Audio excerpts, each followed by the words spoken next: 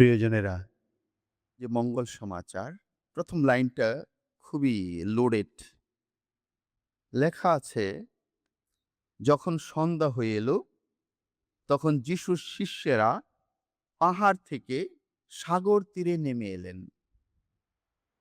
অনেক এই লাইনটার মধ্যে অনেকগুলো ঘটনা ঘটে গেছে। একটা হলো তারা পাহাড়ে ছিল। বাইবেলের মধ্যে পাহাড় হলো ঈশ্বরের উপস্থিতির জায়গা, যেখানে ঈশ্বরের সাথে মিট করে। পাহাড়ে ঈশ্বর আর মানুষের সম্মিলন হয়। সে পাহাড় থেকে তারা নেমে এলো সাগরে। আমি অনেকবার বলেছি, সাগর ইতালিয়ান ভাষায় বলে মারে, এবং আমরা বলি ইতালিয়ান ভাষায় মারে এ মালে। সাগর হলো খারাপ, খারাপ চিহ্ন, খারাপের চিহ্ন, মন্দতার চিহ্ন, ভয়ের চিহ্ন, বিপদের চিহ্ন। ছিল ঈশ্বরের কাছে, ঈশ্বরের পাহাড়ে।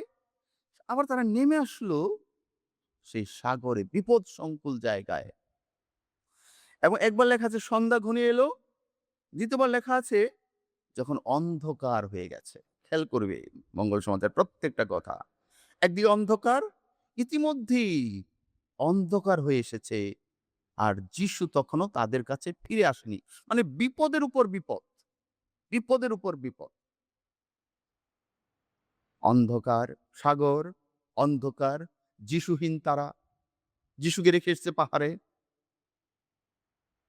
আর এই সময়ে সাগর ফুলে ফুলে উঠছে, বাতাসের প্রচন্ড বেগ।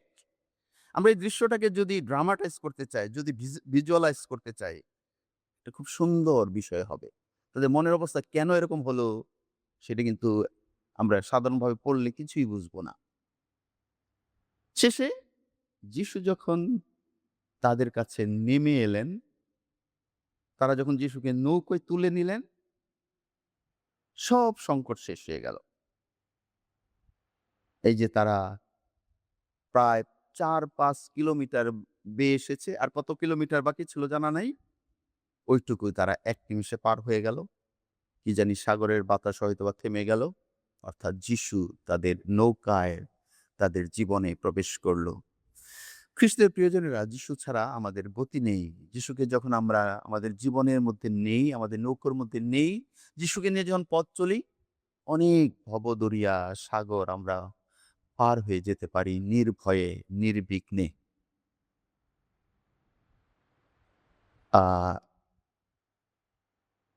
রামকৃষ্ণ একটা সুন্দর কথা বলেছেন যে, জলে নৌকা থাকে। নৌকা জলেই থাকে। সমস্যা নেই। কিন্তু সমস্যা হলো ওই নৌকার ভিতর যদি জল উঠে যায়। আমরা এই পৃথিবীতেই থাকবো। এই জগৎ সংসারের মধ্যে, এই ভবদরিয়ার মধ্যেই থাকবো।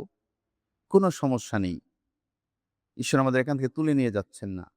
কিন্তু সমস্যা হলো ওই নৌকার মধ্যে আমাদের জীবনে যদি জল উঠে যায়, বিশ্বাসে যদি আমরা দুর্বল হয়ে যাই, মন্দতা যদি আমাদের গ্রাস করে ফেলে, যিশুকে যদি আমরা হারিয়ে ফেলি, তাহলে নৌকা ডুবে যাবে। তাহলে নৌকা ডুবে যাবে। অন্যদিকে যিশু যদি আমাদের জীবন তড়িৎ কান্ডারি হয়, মাঝি হয়, আমাদের জীবনে যদি যিশুকে আমরা নিতে পারি, যিশুই আমাদের এই ভবসাগর পার করে ওই তীরে, অন্য পারে, নতুন দেশে নিয়ে যাবে।